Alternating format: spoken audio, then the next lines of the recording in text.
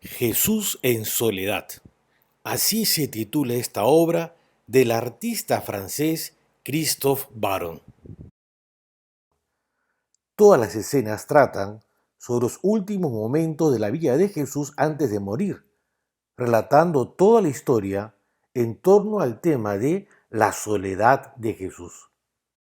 El primer momento en donde Baron representa la soledad de Jesús, a pesar de estar rodeado y acompañado de sus discípulos, es en la última cena. Aquí se ve a los discípulos hablando, discutiendo, bromeando, como si se tratara de una cena más. Ninguno logra sospechar lo que está por suceder. Más bien, como dice Baron, para los discípulos, el advenimiento de Cristo como Rey de los judíos es inminente. El artista los representa pensando en sus carreras y en cómo cada uno de ellos sueña en convertirse en el primer ministro del próximo presidente. A Baron le encanta representar la última cena. Es su tema favorito. Dice que ahí había celos entre unos y otros, creando división, como sucede en la vida real, donde cada uno conserva sus intereses y sus ganancias. En medio de todo, Jesús está extremadamente solo y mirando al espectador, lo cuestiona con la pregunta: si estuvieras en esta mesa, ¿serías parte de esta discusión inútil o valorarías mi presencia? Esta experiencia de soledad de Jesús se prolonga en la oración en el huerto de los olivos. Ahí, los tres discípulos que lo acompañan se quedaron dormidos mientras él, lleno de angustia, rezaba solo. Jesús experimentaba mucho miedo y los discípulos quedaron atrás, todavía encerrados en sus propias ideas, dejándolo a Jesús sufriendo solo este momento. La soledad en esta escena está en que Judas, uno de los suyos, lo traiciona, lo entrega, y lo hace a partir de una señal. Aquel a quien yo salude con un beso, ese es. Cuánto dolor genera la traición de un amigo, cuánta soledad. Jesús tiene que enfrentar solo la acusación que el sumo sacerdote presenta contra él. Tiene que enfrentar una falsa justicia, una justicia manipulada para que todo termine en una sentencia digna de la pena de muerte. Todo es una falsa profesión religiosa. El sumo sacerdote y el Sanedrín se muestran como los guardianes de la verdadera fe en Dios, pero viven actuando en contra de lo que Dios quiere, del Dios en quien dicen creer. Y mientras Jesús está enfrentando esto, en algún rincón cerca de él, Pedro está diciendo a gritos que no es un discípulo de Jesús, que no lo conoce. Pedro, el discípulo que se proclamó el más leal de todos, tuvo un fuerte momento de cobardía y dejó solo a Jesús en toda esta vía dolorosa que recién comenzaba.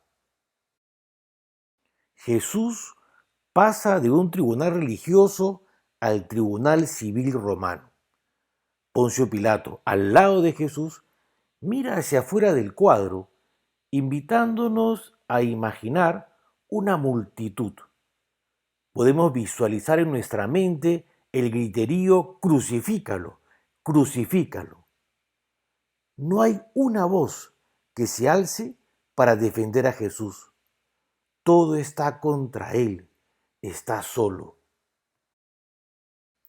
Podemos imaginarnos claramente el momento de la coronación de espinas y de la flagelación como una experiencia de mucha vulnerabilidad.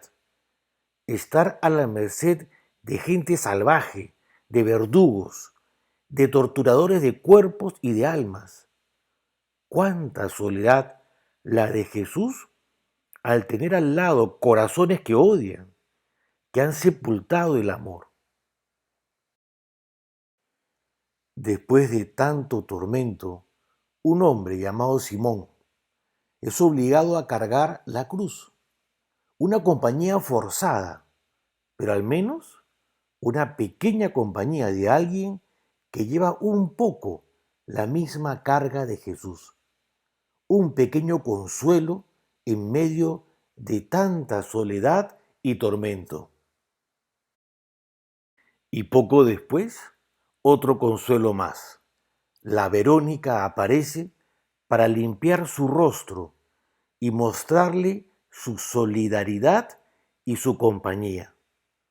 Todo un signo de que aún en los momentos más trágicos podemos encontrar almas generosas, sinceras, explícitas para demostrar cariño y compasión. Pero parece que esta compañía es solo una brisa en medio de una abrumadora ola de dolor.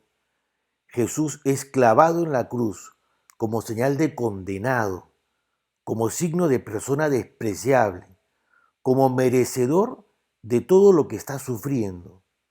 Hay mucha impotencia, mucha soledad. En medio de este tormento aparece una compañía inesperada. Se trata de uno de los condenados a muerte, un hombre que sabía que estaba pagando lo que había hecho, que sabía que estaba recibiendo el castigo de algo por lo que sí era culpable. Y este hombre, a quien llamamos malo, criminal, bandido, saca del fondo de su corazón una profunda fe y un sentimiento de compasión hacia Jesús muy grande. Un personaje que toca el corazón de Jesús y lo conmueve, hace que Jesús manifieste su misericordia. Hoy estarás conmigo en el paraíso.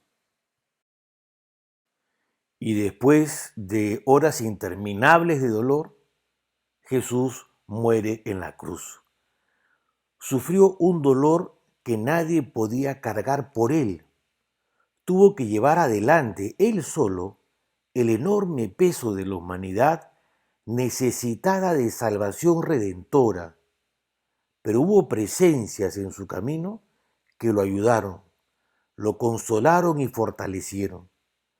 Una presencia importante es la de María, su madre, y la presencia de al menos uno de sus 12 discípulos, Juan, el discípulo que le dejó la tranquilidad a Jesús de que acompañaría a su madre María después que él muriera.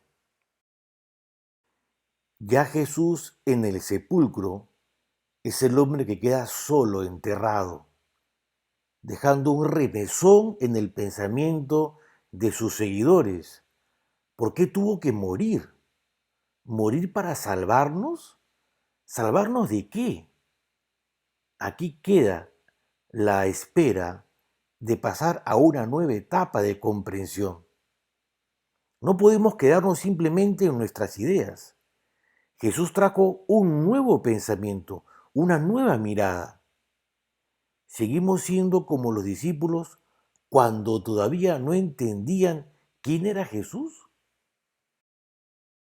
Este es el icono narrativo con el que Christoph Baron nos habla de la experiencia de soledad de Jesús en medio de su pasión.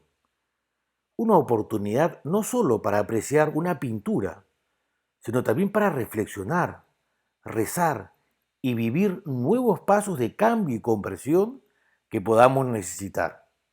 Muchas gracias, hasta la próxima.